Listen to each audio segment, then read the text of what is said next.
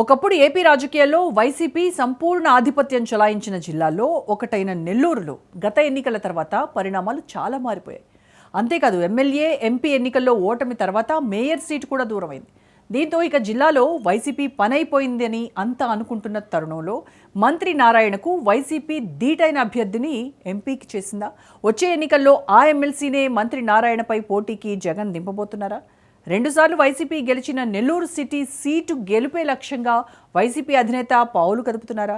Party అధినేత తనపై పెట్టిన నమ్మకాన్ని ఆ ఎమ్మెల్సీ నిలబెట్టుకుంటారా?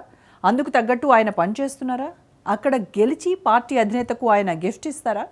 గత ఎన్నికల్లో నెల్లూరు జిల్లాను క్లీన్ స్వీప్ చేసిన వైసీపీకి అక్కడ గెలుపు సాధ్యమేనా?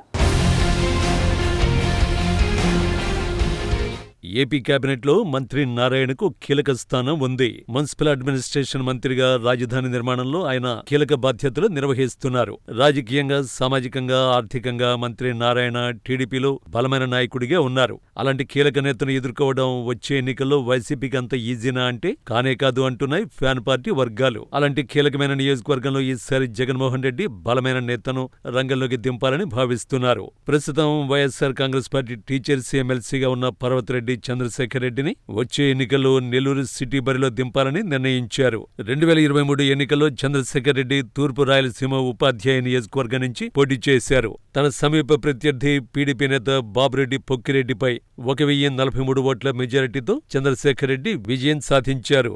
అప్పటి నుంచి ఆయన ఫ్యాన్ పార్టీలో కీలక నేతగా ఎదిగారు. గత ఎన్నికల్లో వైసీపీ ఓటమి తర్వాత నెల్లూరు జిల్లా పార్టీ బాధ్యతలు భుజాన వేసుకున్నారు. జిల్లాలో పార్టీని బలోపేతం చేసేందుకు తన వంతు ప్రయత్నాలు చేశారు చంద్రశేఖర్ రెడ్డి. పార్టీ మాజీ ఎమ్మెల్యే నల్లపరెడ్డి ప్రసన్న కుమార్ రెడ్డి ఇంటిపై దాడి, మాజీ మంత్రి కాకాని గోవర్ధన్ రెడ్డి అరెస్టు సమయంలో పార్టీ క్యాడర్ నిరాశ చెందకుండా వారికి ధైర్యాన్ని ఇచ్చారు.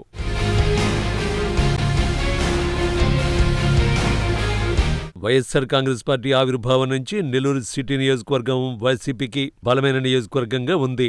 ఆ పార్టీ తరఫున 2014, 2019 ఎన్నికల్లో మాజీ మంత్రి అనిల్ కుమార్ యాదవ్ రెండుసార్లు విజయం సాధించారు. అయితే గత ఎన్నికల్లో జగన్ అనిల్ ను నరసరావుపేట నుంచి ఎంపీగా పోటీ చేయించారు. మైనారిటీ సామాజిక వర్గానికి చెందిన ఖలీల్ ని జగన్ పోటీ చేయించారు. అయితే గత ఎన్నికల్లో రాష్ట్ర వ్యాప్తంగా వైసీపీకి ఎదురుగాలివి ఇచ్చింది. దీంతో నెల్లూరు జిల్లాలో ఒక్క సీటు కూడా వైసీపీ దక్కించుకోలేదు. ఇక ఎన్నికల తర్వాత జగన్ మళ్లీ కొన్ని నియోజకవర్గాల్లో అభ్యర్థుల మార్పులు, చేర్పులు చేపట్టారు. అందులో భాగంగా మాజీ మంత్రి అనిల్ కుమార్ యాదవ్ ను నెల్లూరు సిటీ బాధ్యతలు తీసుకోవాలని సూచించారు.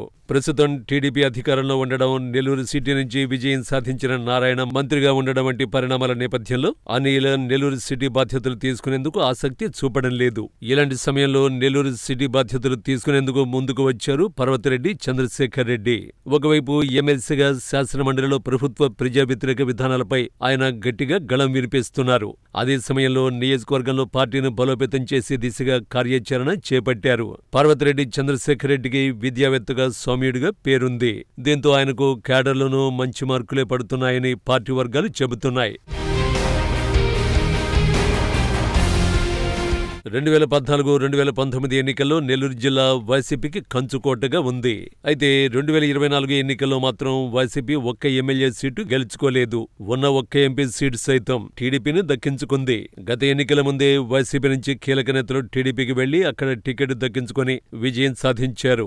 ఇక ఎన్నికల తర్వాత నెల్లూరు నుంచి వైసీపీ తరఫున ఎంపీగా పోటీ చేసిన విజయసాయిరెడ్డి వైసీపీకి గుడ్ బై చెప్పారు. నెల్లూరు మాజీ ఎంపీ ఆదాల ప్రభాకర్ రెడ్డి వంటి నేతలు పార్టీకి అంటిముట్టనట్లు ఉంటున్నారు. దీనికి తోడు కూటమి ప్రభుత్వం అధికారంలోకి వచ్చాక వైసీపీ నేతల లక్ష్యంగా కేసులు పెడుతోంది. వైసీపీకి రూరల్ నియోజకవర్గాల్లో పట్టున్న, అర్బన్ లో మాత్రం ఆ పార్టీపై కొంత నెగటివిటీ ఉంది. దీనికి తోడు గతంలో నెల్లూరు సిటీ నుంచి విజయం సాధించిన నేతల దూకుడు ప్రస్తుతం పార్టీకి కొంత ఇబ్బందిగా మారిందనే టాక్ వినిపిస్తోంది. అలాంటి నెల్లూరు సిటీలో మళ్లీ పార్టీ ప్రజలకు దగ్గర కావడానికి ఎమ్మెల్సీ చంద్రశేఖర్ రెడ్డి సరైన అభ్యర్థి అని జగన్ కూడా భావిస్తున్నారట. నెల్లూరు సిటీ పరిధిలో అత్యధికంగా మైనారిటీ, ఎస్సీ, రెడ్డి, వైశ్య సామాజిక వర్గాలు ఉన్నారు. ఆ సామాజిక వర్గాలు వచ్చే ఎన్నికల్లో వైసీపీ వైపు మొగ్గు చూపితే మంత్రి నారాయణకు ఓటమి తప్పదని వైసీపీ నేతలు చెబుతున్నారు.